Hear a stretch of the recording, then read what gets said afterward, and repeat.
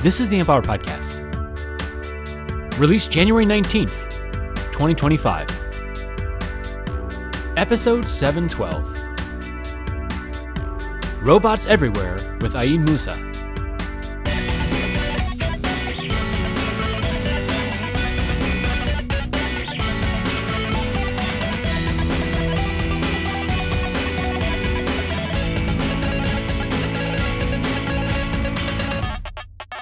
Welcome to the Amp Hour. I'm Chris Gamble of Contextual Electronics. I'm Aaed Musa, and I have a YouTube channel. Hey, welcome, Aaed. How you doing? I'm doing great, Chris. How are you? I'm good. I love your YouTube channel. Obviously, it made me reach out of the blue. But you do robotics, and I watched a bunch of your videos. I'm just like, wow, this guy really knows robotics. And then I don't even remember. I think I was probably trying to contact you to be like, oh, you got to come on the Amp Hour. And I'm like, oh my God, he's a student still. And just the level of the stuff that you're making, but also how well done your videos are. I'm just super, super impressed. So very nice job. I have lots of questions. I am a robotics dummy, and no one listening in the past will be surprised about that. But maybe we start with how you got into it. How did you start doing robotics and being interested in space? Yeah, let's see. I've always really been interested in engineering. So from a very young age, I was the kid who really liked to play with Lego.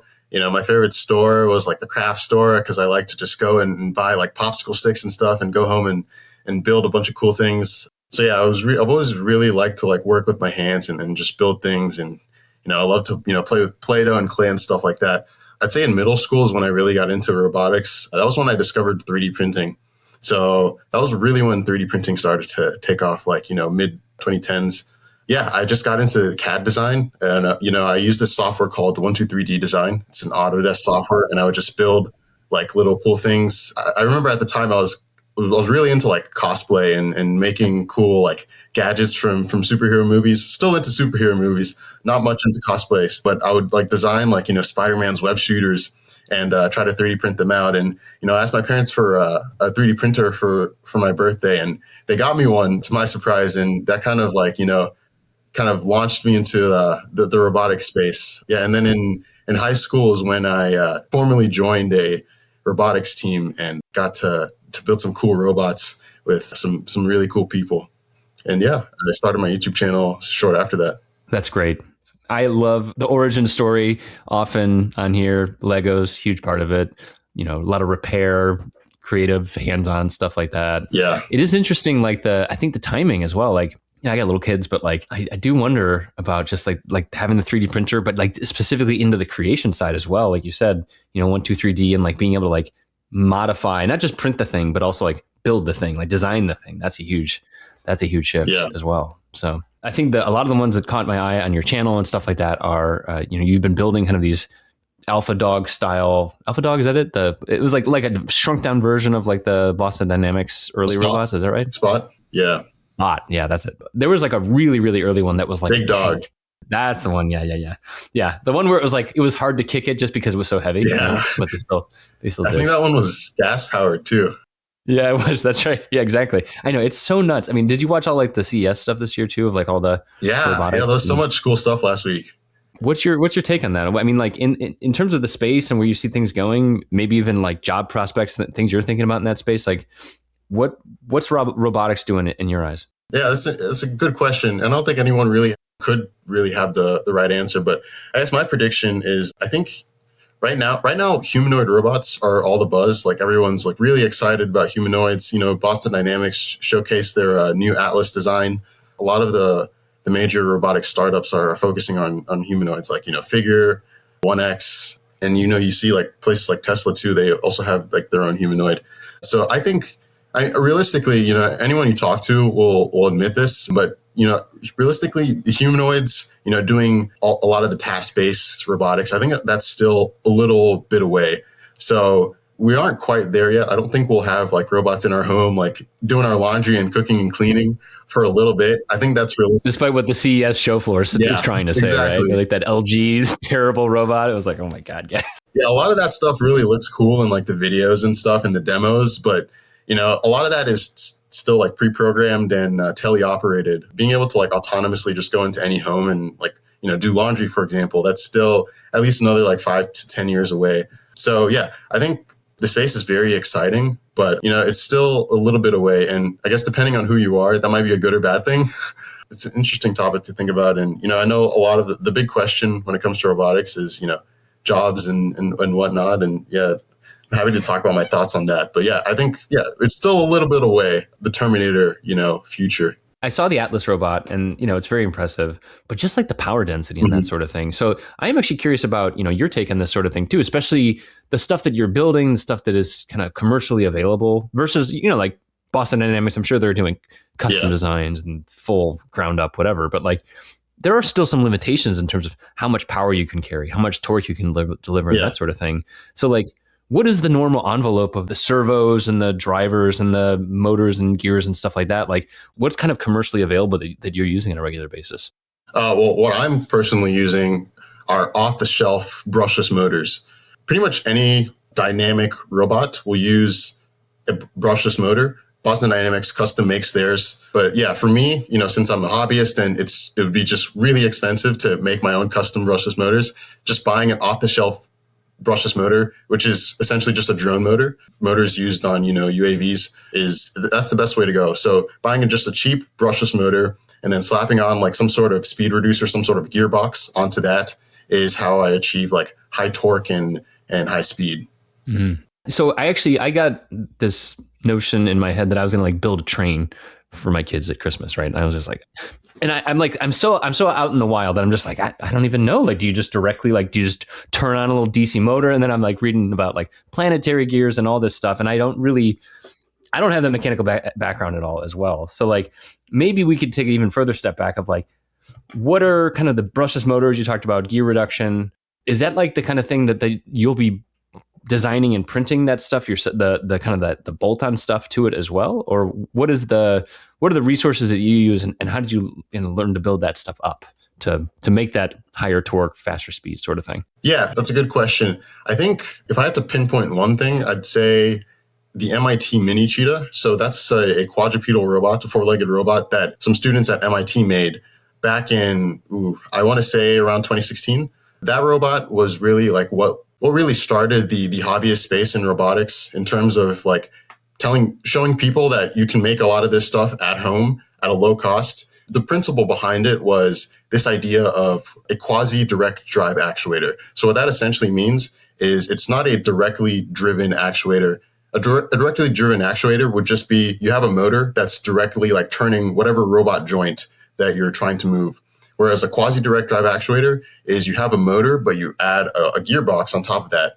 But the gearbox isn't a high reduction gearbox. So maybe you have like a 10-to-1, or maybe even smaller than that, like an 8-to-1 gearbox. So it's increasing the torque of the motor, but it's not increasing it so much where you're losing a lot of speed. So the idea with the MIT Mini Cheetah was that you have a brushless motor and a gearbox where that increases your torque, but also keeps your speed pretty high. With that idea, a lot of people started, making their own tutorials and building robots, but using that principle. They would go out and buy a cheap brushless motor, a cheap drone motor, and build some sort of gearbox, whether that's like a planetary gearbox or a cycloidal gearbox, or maybe just like, belts and pulleys, and they'd use that to build their actuator. So those are, in terms of like motion, you have the brushless motor and then the gearbox, but then you also have your motor controller, which is equally as important because that's how you're going to like have your joint be dynamic. And so robots use something called FOC motor controllers, which stands for field oriented control. And that's just a fancy way of saying that you can control the position of the motor, the torque of the motor, and the velocity of the motor.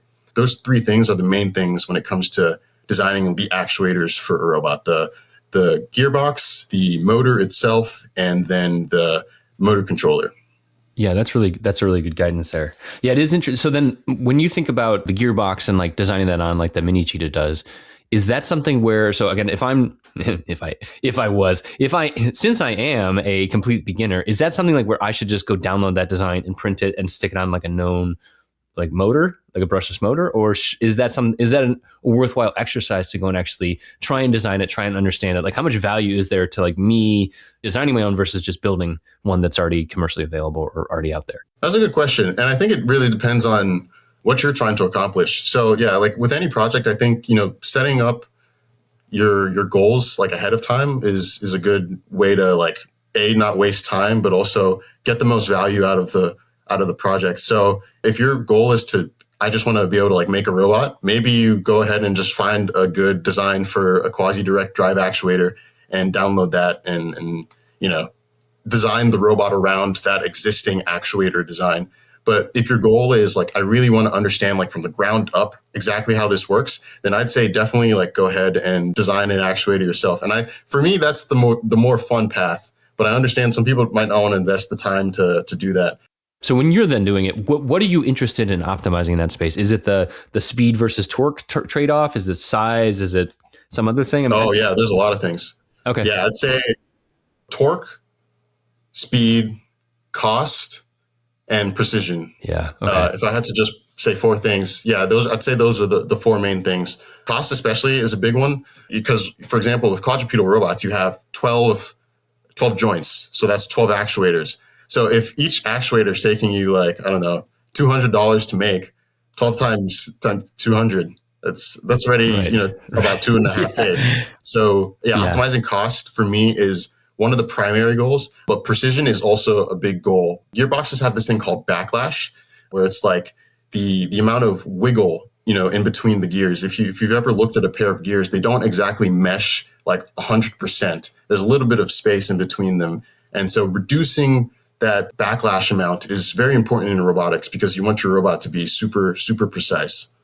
So that if you tell the robot to stop on a specific spot, you know exactly where it is, kind of in 3D space. And you do, is that because you don't necessarily have force feedback, or even if you do, it's still kind of floating in a robot body? Or why is that so crucial there? Yeah, I mean, I guess you can kind of think about it like I don't know, like a slinky maybe, for example.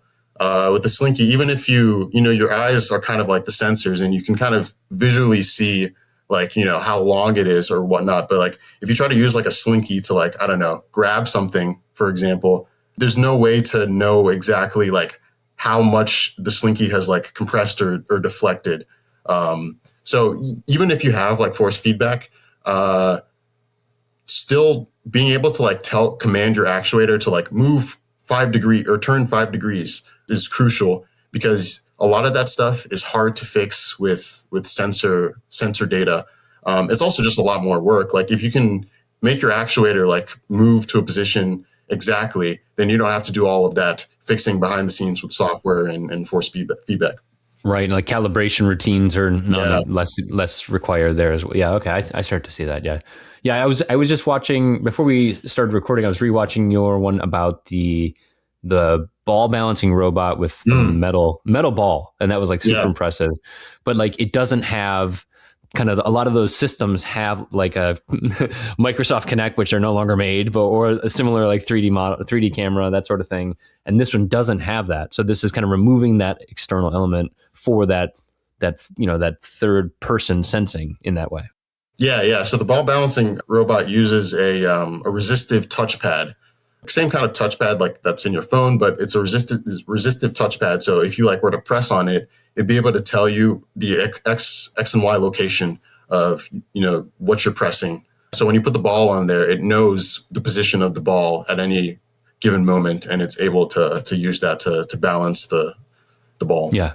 And so it does still have a sensing element, but it's not a camera external, that sort of thing. Yeah, not an external. Yes. So, if you like turned off all the lights, you'd still be able to balance the ball. Yeah, that's pretty cool. It's very apparent in that video and your other videos as well, but just like your sketching process and the fact that you're doing all this like derivations of like reverse kinematics and stuff like that. And I am curious about that too, because again, like as a beginner, do I need to then, be math superstar in order to do that sort of thing? Is that something that's kind of like just your process, or is that like an actual requirement for robotics and understanding reverse kinematics and stuff like that? No, yeah. I mean, maybe the answer would be different like 10 years ago, but like nowadays you don't need to really know the underlying math behind a lot of these things, because, we have AI now.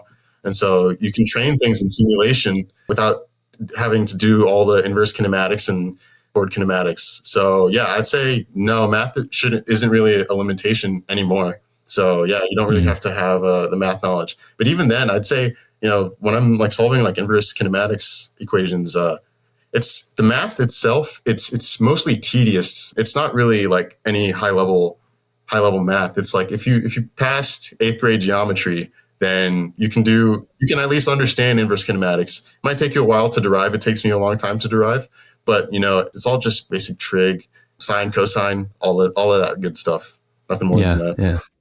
Okay. Yeah, I've done those once or twice. It's been a while. Yeah. It's been a minute on that side of things.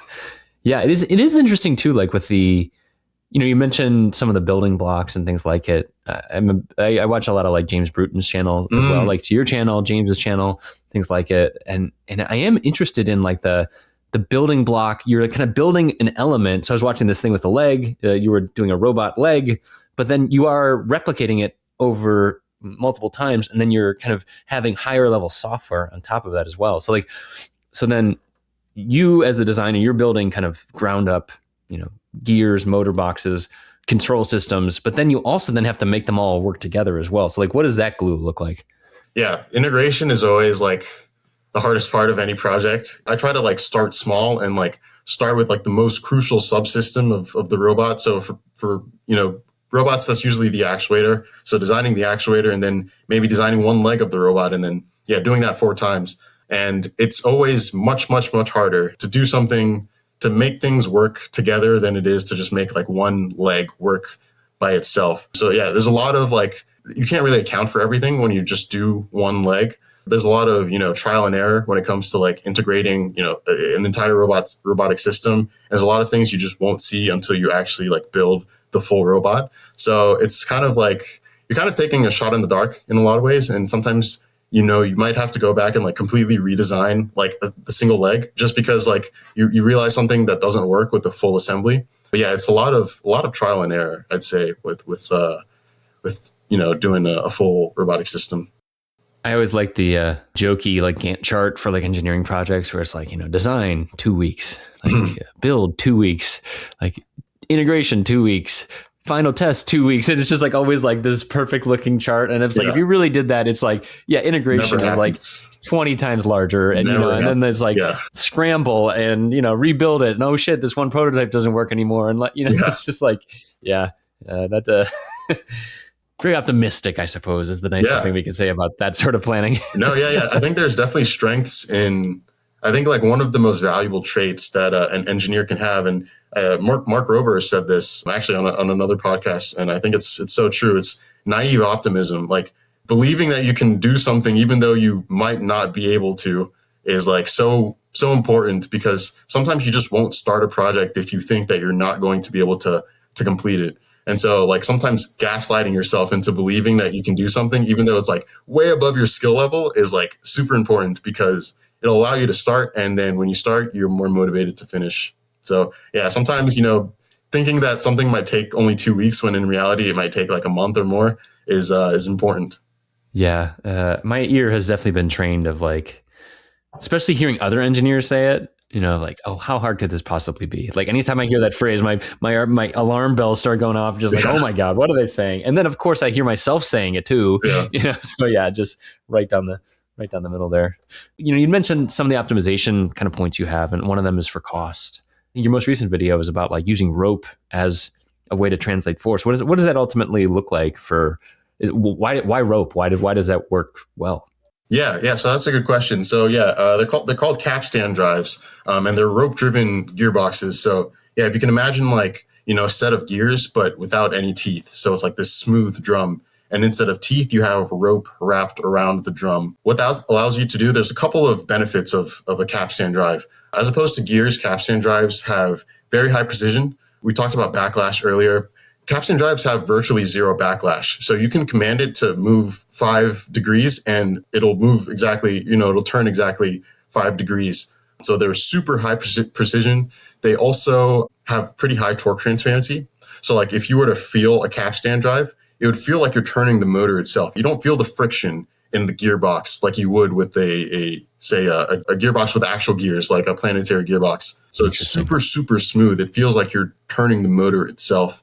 Another benefit is cost.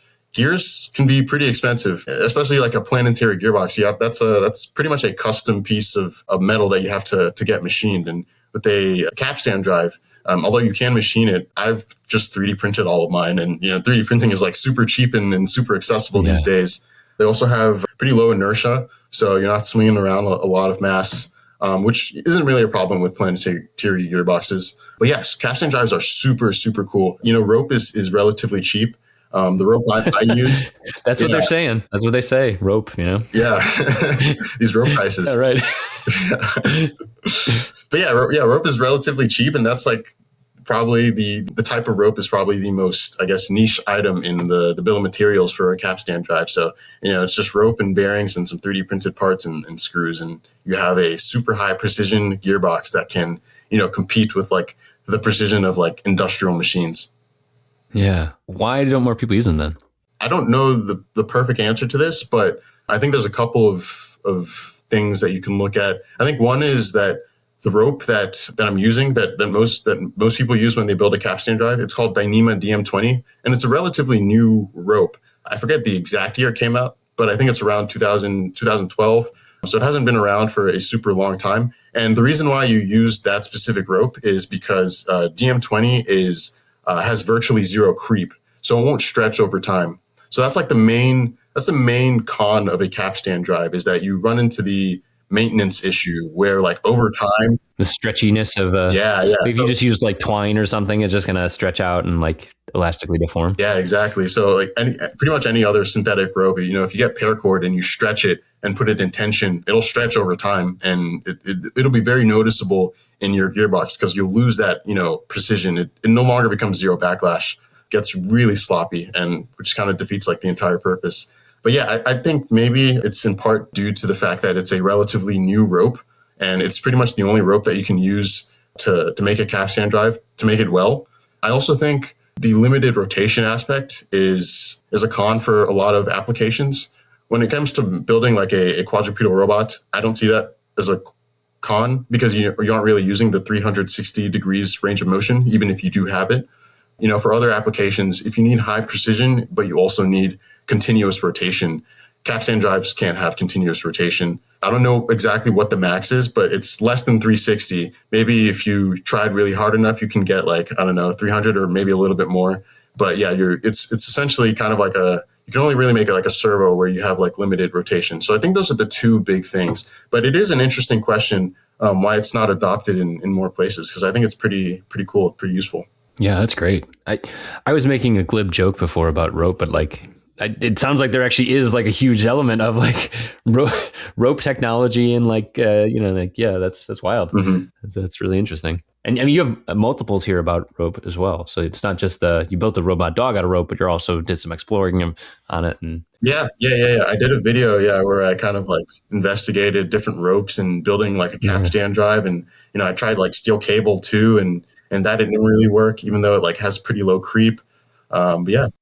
What about, so you mentioned, the 3D printing aspect and stuff like that, but what about the availability of like kind of offshore send off your design? So say you wanted to go design a planetary gearbox. It feels like the on-demand services that are out there, they're not cheap, but they are more plentiful than when I was, your age.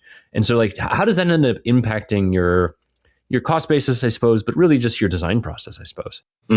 Yeah. For me, I only really, I guess it affects my design process in the sense that like, I won't really design something, to be machined unless I 100% need it to be machined. So yeah, I'm a huge 3D printing guy. Yeah. If I can 3D print something, I will. And I won't design it to be CNC machined, just because I don't have that like readily accessible to me. And if I CNC something, it's going to take a couple of weeks to arrive to me, because like a lot of the really cheap online services are overseas in China. So the lead time on that is a bit. So yeah, I mostly 3D print things. That's probably how it affects. So I think the real question is going to be when you come back on the show 5 years from now, and you've got this high paying job in some big robotics company, and then you have access to all the stuff. Yeah. I think the real question will be like, well, how did things change now when you got, I mean, like your design palette is going to open up in that space, in the 100%. going from a self-funded space to like a bonker, say you went to like Boston Dynamics or something, like they've got bonkers machinists around there. Yeah. And that does impact design process too, right? Yeah. Not having the constraint of like, it has to be 3D printed definitely opens you up to a whole new world of like design and design choices. You can build a lot of cool things, and you don't have to really think about, okay, like, how do I design this so that it's as strong as possible? Because, if you're designing it out of, metal, it just will be that strong, and you might not have to, do a lot of stress analysis and focus on like, optimizing like, I don't know, infill percentage, with 3D printing or whatnot. So yeah, that'll be exciting for sure. Of course, you can go too far. You can go into Juicero land. The Juicero, of course. I do not. Right? What is that? Man, it was like this thing it must have been like 5 to 8 years ago at this point. It was like this unbelievably over-engineered, like just gorgeous machining. You gotta like, there's a teardown of it, but it was just a machine that just squeezed a bag of juice. That's all it did. It was like you had to buy the bag of juice. It was like this VC thing where all the VCs loved it because you'd be buying high-end juice bags, which, they all were drinking juice at the time too. And literally all it did was just squeeze a bag of juice into a cup. It was just like, and you look inside though, it's all like custom machine gears and like, it's unreal. And it was like $800 and it immediately flopped. But that is like these amazing engineers that were really good at what they do, but then they have access to all the funding, all the machining tools, all the everything. Like it can go too far in the other direction. So it is 100%. This interesting like constraint problem almost. Yeah, I think engineers work best when you have constraints. Like a question I've gotten sometimes is like, what would you build if you had access to, any type of equipment or any type of any kind of part? And the answer is like, oh, I don't know. Like, what would I want to build if I just have access to everything? Like, if you have everything, then you'd probably not want to build anything. So yeah, I think it's best when you have some sort of constraint, whether that's like a size limitation, a cost limitation, or whatnot. Yeah. Yeah. I used to work in consulting, and I would worked with another engineer who was doing consulting around like mold design, right? For like shooting plastic into a mold, and like just him talking about being there and like sitting next to a manufacturing engineer so that he understood the manufacturing process and then how that like fed back into his design. That still sticks with me because of like the implementation, especially in like a high volume environment, and how the constraints of the injection molding machine really, and the way the plastic flows, and then how that ended up impacting his like design process around designing the mold. It's all throughout engineering. It feels like understanding your tools, understanding your constraints and your processes all the way through. 100%. Yeah. A design is only as good as, its ability to be manufactured. So if you're designing a part that just can't be made, then you've essentially designed nothing. Right. Exactly. I am just, again, I'm gobsmacked that so you are master student, you said? Yeah. I'm a master student right now. Yeah. Yeah. How the hell do you have time for this? Like, it is so amazing to me that like you have all your school stuff, but then you're also doing all this stuff and you make really good YouTube videos. Like, how do you do it, man? It's very impressive. Oh God. Well, like a lot of engineers, we aren't exactly the most social people. So yeah, you'll find me, on Friday nights at home working on a project. Got it. Yeah. Yeah. Okay. Not out in the club, but yeah. So I spend a lot of my free time is invested into working on projects. Outside of school, I'm just working on projects for the most part. Weekends for sure are definitely those are times I spend a lot to work on like projects. Okay, so then I'm also curious about perception of you as a popular and growing in popularity YouTuber, but then obviously you have classmates. So then, like, are your classmates looking at you and like, are they asking for help? Are they trying to join in? Like, here's a mind blower. I went to college before there was a lot of internet out there. And so like, I never would have had a YouTuber going to school with me. So then how does that impact like relationship with classmates as well? Yeah.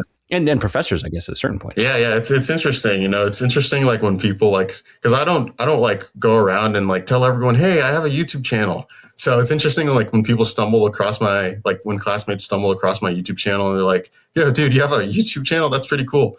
Yeah. I guess sometimes people expect me to like, when they see my YouTube channel, they expect me to like be super smart and like a genius in school. And like, I get all A's and stuff. But I don't know. That's not really the case. I found like being able to like build robots and work on projects, even though it is mechanical engineering, doesn't necessarily make you a good academic mechanical engineer. Just goes back to the idea that like, school won't teach you everything that you need to know to like build things practically. I still see a difference and a slight gap in between like working in the real world and like, solving equations in a exam. But yeah, it's interesting when people discover the YouTube channel. Yeah, it's fun to talk about. It's kind of like, I don't know. I feel like like your alter ego, you know? Yeah, exactly. Yeah, I feel like kind of like Hannah Montana. I did not think that was going to be the reference you were going to make. That's great though. That was great. Oh man. Yeah, I totally agree. I mean, in terms of like educational stuff, educational rigor, right? I personally like had targeted a program. I was all about like co-op, hands-on, things like it, and it was just because one, I was not academically very strong. Two, I wanted the hands-on stuff from a company. I mean, is that a big thing at Purdue, or is it not a? Yeah. We have an annual job fair, a really big job fair called IR. Yeah, with a bunch of companies. Yeah, but like, was it full like co-op, like the 7-month co-op thing, or is it like internship type of stuff? They have both. So Purdue doesn't like have any like specific. I know some schools have like requirements for like you got to complete like X amount of co-op rotations and stuff. Yeah. I guess if you're at Purdue, you know some of those weirdos at Rose-Hulman, right? You must know some of them, right? I do not know. I don't. You don't know any? Oh, yeah. They're another Indiana school. They're like a tiny Indiana school. Sorry to all my I have friends from Rose-Hulman. Yeah. So I don't know. They're not actually weirdos from there. But yeah. So I think it's hard to say whether people dive more into co-ops or internships. But I've done two internships. I haven't done a co-op. People do both at Purdue. Yeah, definitely hands-on experience for sure is something that students really like try to get more of in engineering because, like again, learning something in classes is one thing, but being able to like apply some of those learnings and also just get hands-on experience that you just can't get in class is a completely different thing. Yeah, so our last episode, we had Mark Palmerian, who's a professor here in my town at Duke. And I was surprised talking to Mark and talking to some other students, and it does seem like a lot of the focus on like some of the practical stuff has increased generally, right? Just like pure academic, like, ivory tower rigor of just mathematics, all day on, whiteboards, that sort of thing is like not necessarily the main focus. And there are other kind of project-based education and things like it, but that is not shifted as much as probably I would, if I was in charge of all the schools, Yeah. I mean, what was your experience in that way? I mean, is there a lot of like hands-on project-based learning, or is it still more? Yeah, I'd say that definitely it's a lot of the academic, sit down and solve this, solve for this equation and, balance these forces out or whatnot. There's definitely opportunities for you to be able to get the hands-on stuff.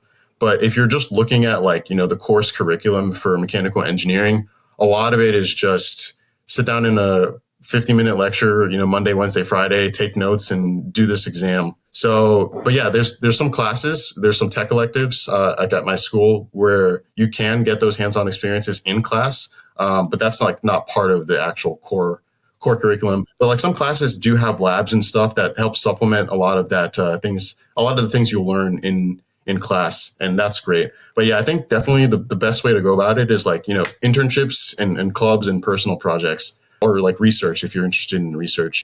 And all of those things are like completely outside of like class. So if you really want to get on hands-on learning, the best way to do that is just outside of class because the academic program just won't give you everything you need. Yeah. And I think they even expect that sort of thing too. What about the kind of the crossover stuff? You're really doing mechatronics as well, right? You're doing the mechanical, the linkages and the designs and how this force pushes that force and reverse kinematics, but like then the electronics and the controls and the PID tuning and the teensies and the drivers and all that other stuff too. Is that a focus, or is that something that you kind of picked up on your own and pulled in from builds? Oh yeah, that's definitely something I just picked up on my own, just like watching a bunch of YouTube videos and trying things out. You mentioned James Bruton. Yeah, he's a really cool guy, and I've watched a lot of his videos to like understand a lot of like the electronic side of things. He has a great playlist of just awesome builds. But yeah, a lot of that stuff is it's literally just me like watching a YouTube video and then like going on Amazon and buying, a Teensy or an Arduino Yeah. and buying some cable and trying things out and just playing around. Making it go. Yeah, that's great. That's really great. Exactly. Yeah. I always expected there'd be like a ton of magic kind of under the hood of a motor driver and stuff like that. And most of the time it's like an H bridge with a lot of protection circuits. And I was always really, I don't know, I shouldn't be surprised by it, but it does seem like stepper drivers and motor drivers in generally, it's like they're not like super complex, but it's then what you do with them and how you drive them. And I mean, how much are you digging into the libraries? Are you like writing your own libraries? Is it what level do you have to be at in order to actually drive a motor, that 5 degrees you talked about for a really precise thing? Yeah. So again, I think this kind of goes into like how much do you want to know? Like, what's your outcome? Like for me personally, I couldn't tell you exactly how like a motor driver works, especially the FOC motor controllers, the really fancy ones. Like I have no idea what's going on that board. You can show me a schematic on that and I will be completely lost. But the nice thing is like, you don't need to necessarily know like how like that board works in order to be able to use it. So yeah, a lot of the times I'm not writing my own library. I think written a couple like Arduino libraries, like just a handful of times in my life. And that was only because I like completely had to, and there was no open source ones that I could find. But yeah, generally speaking, like if you want to like drive a servo, I mean, you could, if you have all the parts right now, you could just like find a tutorial on YouTube and get it up and running, in like an hour or so. You probably have to troubleshoot, but like being able to do it, like the process is documented very well online in multiple places. I think if anything, the issue right now is like figuring out which one of the hundreds of tutorials to follow, because there's just so much out there. Yeah, I think we've been talking about James a lot, but like one thing when I watch James's videos too, that kind of modular design, it's like, like he'll just throw extra teensies into there just to make it easier and just to have one leg gets one teensy or something like that on this particular robot. And it does feel like it's like that same, not the same block, because obviously it's doing different things, but it's like a known block for him. And so it does seem like maybe once you've learned that servo drive or that library, that sort of thing, that then you have that to redeploy to future projects. Yeah, 100%. I feel like, and for me, this is especially true with with CAD design. I don't know. I feel like it's almost impossible to have a completely original design. Yeah.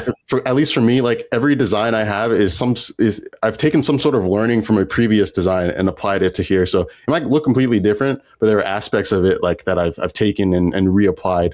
And yeah, I think the same is for code and libraries too. Like, once you're able to drive like one servo, you have that code. And then if you're building a robot with 5 servos or 5 stepper motors, you now can like take that code and copy and paste and, move it around and move things so that, you can drive 5. And so you're kind of just like building, building a portfolio that you can later reuse and reapply for other projects. Younger Chris definitely thought I thought I was going to be doing all novel things. And yeah, no, my entire career has been re-implementing my own work, other people's works. And honestly, there's so many problems to solve. Even if I'm ripping someone's thing directly, it's like, oh, well, I didn't do this right. Or, this is a different situation. I have different inputs. So there's going to be different outputs. And it's just like, but I feel like a lot of the mythology is probably the wrong word, but like, yeah, let's just say mythology and engineering is that I am the lone sole engineer and I am Tony Stark and I will design this in a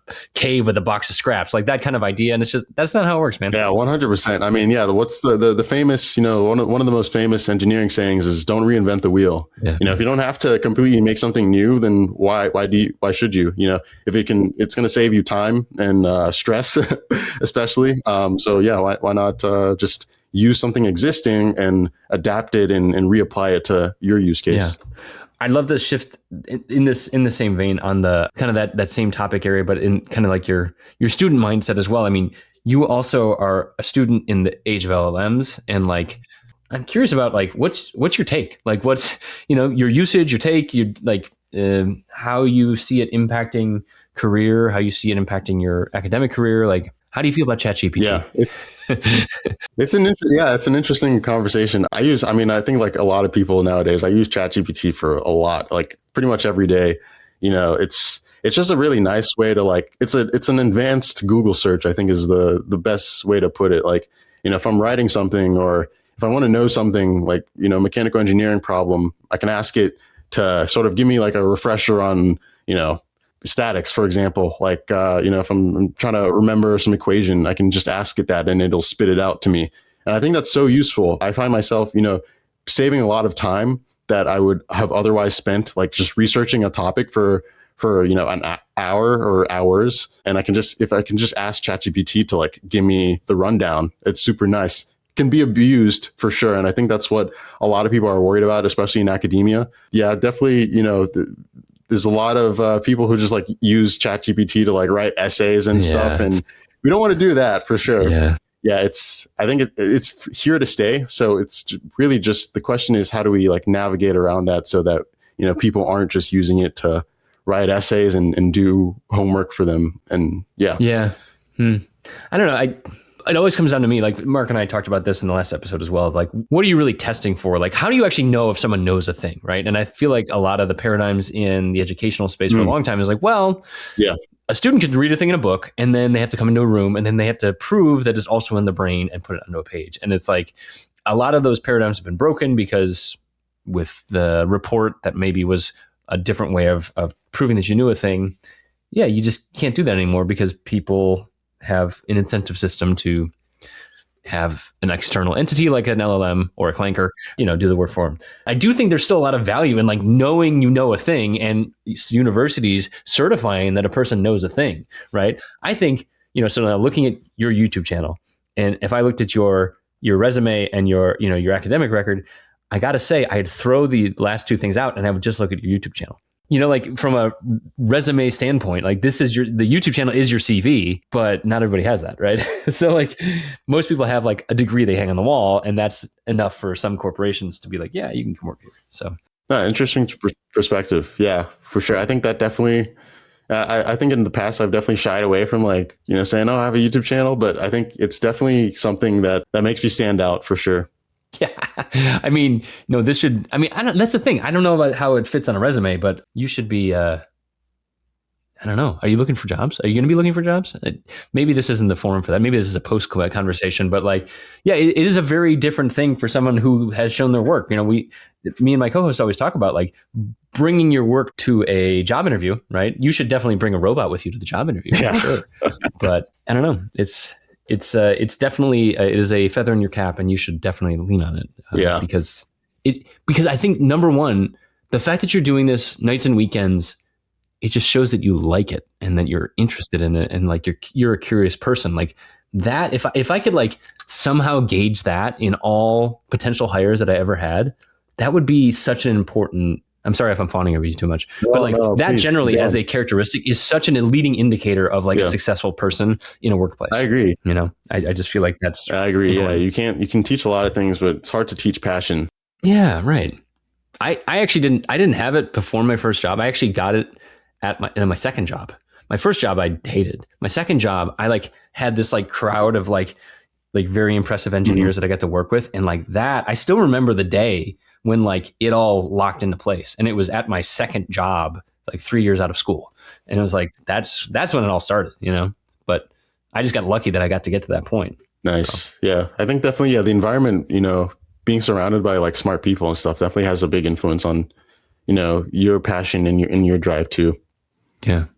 Yeah. I mean, you were also a pandemic college person. So how did that impact things? I mean, I was a pandemic high school student. Yeah. Pandemic high school student. Holy moly. How did that impact things? How did that go? Oh, wow. Yeah. So we were online for like a year at my school. And oh my God, that was, it's hard to look back on that and like think that it actually happened. Like we did school like from online. And I mean, productivity was like super low that year. Like I would roll out of bed, like, at class at like 8:00, I'd roll out of bed at like 7:58. Put on my house robe and then just like your sweats and your jammies. Yeah, exactly. Like half awake, half asleep, doing other things on my computer, and it was horrible for productivity. I think something that we all, I think, learned in the pandemic is that like interaction, one-on-one interaction, like seeing someone face to face, going into a place, it has a lot of benefits because, even me for like classes that I actually enjoy, like physics and math, it was just like so hard to like really get into it and really like get that passion just because I wasn't like interacting with anyone and I was just looking at a screen. So Yeah. yeah, it Yeah. was Zoom is a weird times. soul killer. It sucks. Yeah. Yeah. No, I remember I did like, like the early pandemic, everyone was like, what can we do? What can we do? And there was like, someone had like asked me to like go talk to a bunch of, I think, high school kids about engineering, electronics and stuff like that. And it was just like, it was like two or three had their screens on even. And it was just like, what am I doing here? It's like shouting in the voice. It was just Yeah. horrendous, and it wasn't like I blamed them. It was like, oh, this just sucks for them so much, like so much the dynamic, like relationship building as well. Does it impact, did it impact like, like group work longer term? Like, seems like you probably played pretty well with others, right? Yeah, I don't know. I work well with others. Yeah, I'm definitely a conflict mitigator. If I don't have to, Yeah. Okay, get into an argument or get into some sort of conflict, I will try to de-risk that as much as possible. Yeah, I don't. I think the only real impact that COVID had with groups is that now we have that option of just being able to like communicate remotely. So people definitely will try to like use that option as much as possible. Like if we don't have to like meet in person, hey, can we just do like a Zoom or Teams meeting? And sometimes that's useful. Sometimes if you like don't all have to meet together, go to a place and you can just do like a 5-minute Zoom call to like discuss whatever you need to discuss. That's helpful. But yeah, I don't think it really impacted group work outside of that. That's what I'd hope to hear. Yeah. That is interesting too. Of like, I think about like the kind of the structures of college for me, and it was a lot of that, like just like logistics of just getting people in a room and how much. So like that would have been a welcome change in certain ways, like just the efficiency aspect of that. But yeah, did any of that stuff lead to the YouTube thing, or was the YouTube thing just because you were also learning from YouTubers and then you kind of picked it up? I think I might have started it around the COVID time, but it wasn't due to COVID. I started the YouTube thing just because I grew up watching a lot of YouTubers and I was just like super stoked about like the things they were building online. And, I had always worked on projects and stuff. And so, one day I was like, hey, maybe I can like post a video about the thing I'm making. Maybe people might find that interesting. And fortunately they did. So yeah, I kept on making them. That's great. Yeah. I think that's another interesting, just doing a diff on your engineering experience and mine. And like, yeah, having the Mark Robers and the James Brutons and the Colin Furzes of the world, like, holy moly, like, yeah, I think also the fact that it's still accessible, right? Like I could look at like, I guess Mark has a team and like Mark is great, right? And he's got a whole team but like I look at someone like Colin, right? And he's just like building so much stuff. And I'm like, I could never do that. But then when you break it down and like you were talking about like building that one thing and like focusing on the one thing, that's such an important piece and such an important reminder, honestly, to myself in my 40s, right? I could still build things. Yeah, 100%. I mean, yeah, there's a lot of power in like seeing like what just one person is capable of. Yeah, like you said, James and Colin and even Mark, like he has a team now, but like it used to just be like him. And so, he went from the ground up and was able to build that just himself, even if he has a team now. So yeah, I think sometimes we sell ourselves short for like what we can truly do. And I think we have a lot more power than we realize. Yeah. Well, what else are you looking to build in the next years? I mean, like, master's degree is now no easy task. I mean, what else are you working on that you're excited about building? Yeah. So 2 projects that I just finished. So I just graduated from undergrad last month. For my senior design project, I actually worked on another quadrupedal robot. So you might have seen the Kara, the quadrupedal robot I built with the capstan drives. That's my most recent video. So I built another one.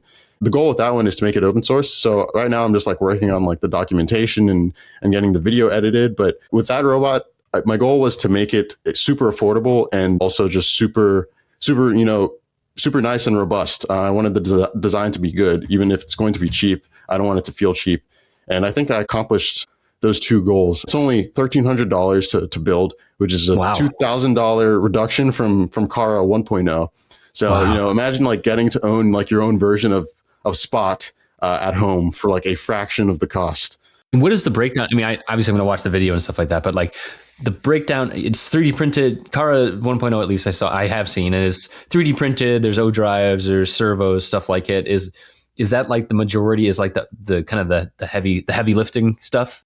Oh yeah. So the actuation hardware is like the bulk of the cost. So yeah, your motors, your motor controllers, that those just two things in and of itself probably is around like, 80% of your BOM cost. And yeah, that does a lot of the heavy lifting. So for car 2.0, like the goal was to like, if I can just find motors and motor controllers that are cheap, that's essentially like my entire cost reduction. Yeah, I found like some really cheap Chinese hardware that I could use, and yeah, that was the $2,000 reduction. It was mostly just motors and motor controllers.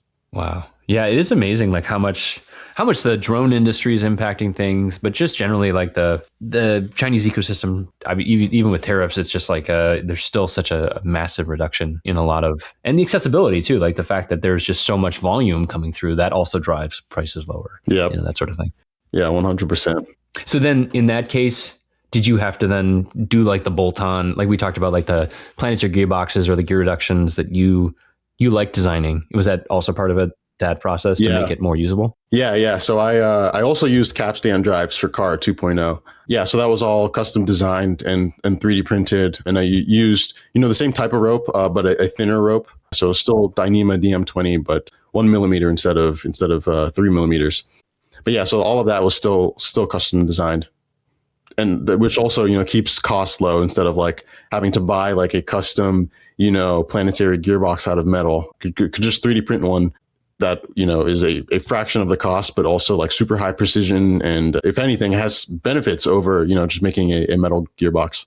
If you don't mind me going back to my train project real quick. So I was looking at like these super cheap, Yeah. like just, I think there must have been brushed DC motors. They were just like super cheap, but they're like 10,000 RPMs, but they've got zero torque effectively. So like, is it even worthwhile to like, in that case, not saying that like that's a good choice, but like, is that even worthwhile to try and use something like that to drive a gear reduction to get more torque out of it? Or is that something like where I should just be going to a similar looking project and finding something that's a better fit for that kind of space, like in terms of like kind of pattern matching and searching for solutions in that in an unknown space like this for me? Yeah, I would say it'd definitely be easier to find a motor that already has like a gearbox attached to it that is increasing torque and reducing speed. Yeah, so I'd probably say that's the best way to go, instead of like redesigning the wheel and trying to like build a gearbox around that, because I'm sure there are a lot of, especially if it's like a brushed DC motor, there's a lot of gearboxes that you could probably find on like Amazon or like some sort of electronics hardware store that already have like a good gearbox to get the speed that you're probably aiming for. So yeah, I look to see already made actuators with gearboxes on them that get the speed that you want. Okay. Yeah, that's good to know. Yeah, I think that's the kind of thing too, like going into a new domain, like, I don't know, I open a McMaster and I like love it, but I'm just like, most of the time I don't know what I'm looking at, like I'm just like, Yeah. I'm mostly a DigiKey kind of person, you know what I mean? But McMaster once in a while, and but kind of entering that new domain, knowing what to look for, knowing how to like seek it out, that sort of thing it's tough. And I think, like you said, like starting from known or other people's projects, find things you can build up just to understand kind of the space and what you can build, that can really help. Yeah, I think the best way to start any project, and the best way I start every project, is to just do a ton of research on what already exists, because you'll find like a lot of things, even if someone's project like failed, you know why it failed and you can avoid doing whatever they did. But a lot of the times, like you'll find like really helpful things and things that you probably didn't even think about up front. And you don't want to spend like 3 months doing something that someone already spent 3 months doing and documented online. So like figuring out like, okay, like, okay, I'm seeing like everywhere people are kind of using this type of motor around this speed and this torque. So I'm going to aim for, finding a motor that also has close to those parameters and whatnot. I think that's very helpful, especially in the digital age. It's so easy to like ask ChatGPT even like, hey, what kind of projects exist? What kind of train projects exist already? Or just Googling it yourself. Right. Yeah. And I think like not thinking that I'm going to do anything particularly novel, like we talked about as well. Like I'm just trying to build a thing. I'm not trying to build like the best new thing or really even anything new, like that sort of thing. Yeah. And I mean, yeah, I mean, I wouldn't even, you could probably even, it depends on, what you're building, but sometimes like you can put your own twist to a lot of these projects and stuff and new things that, I think that's the value of like having things so accessible and open source, is that like, you can build on someone's work, and that person might have built something and it worked and whatnot, but if you are looking at it from a different perspective, you can sort of put your own twist and sort of develop something kind of new that hasn't really been done before or in the same way. Yeah. Yeah. And like falling in love with the problem versus falling in love with the solution sort of thing too, of like, because like, yeah, people that are like that. One of my friends in Chicago was very much like that. He was just like, he knew what he wanted to build. He's been thinking about it for years and he tried tons of different ways of doing it, but it was because he was still focused on solving that one thing and like then making it better. He's like, oh, well, you got something working, but it's kind of slow or it's kind of bulky or kind of expensive. And then it's still chasing after that end goal. That was ultimately the thing that made him look at the next thing, made him keep asking people for their thoughts and their help and that sort of thing. Yeah. It's an interesting way to look at it. So you are solving, I mean, we can look at your channel even, just you've solved quadrupedal quite a bit. What is it about quadrupedal that you like? Oh God, it's hard to pinpoint, but I think it's mainly due to the fact that like I really wanted a dog when I was a kid, and my parents said no. So really? I think, subconsciously. I mean, sorry, it's great. It's not great that they didn't give you a dog. I'm sorry, but that's like a very like emotionally driven decision. Yeah, that's really interesting. Exactly. Yeah, that was my motivation. So maybe it was a good thing that I never got the dog, so I could build cool origin robots. Story. There you go. Yeah. Yeah. Exactly. Yeah. But yeah, I think that's where it comes from. But really? If that is where it comes from, it's definitely subconscious. For me, I kind of just like quadrupedal robots. They're just fascinating to me. It's so cool how you can like get a robot to like have the same sort of locomotion and agility as like an actual animal. That's a good point. I always do wonder about that, like the spots of the world, right? The Boston Dynamics robots. I still don't feel like they've found their niche other than like looking creepy, but they're super impressive. Like the power density and just like what they can do is super impressive. And I really like that people make, DIY versions and open source versions as well, because it does seem like a absolutely concentrated version of like learning and just like obviously you share all this stuff on your channel too. So like just like this solid core of things to solve, right? Yeah, it's a lot of learning, but it's a lot of fun. That's great. Well, thank you for being here. Where can people find you online and reach out to you if they want to? Yeah, so I have the YouTube channel at youtube.com/@AAEDMUSAYT, I think. I don't see a YT on mine, but we'll put a show note. Yeah, you're right. It's just /AA@AAEDMUSA.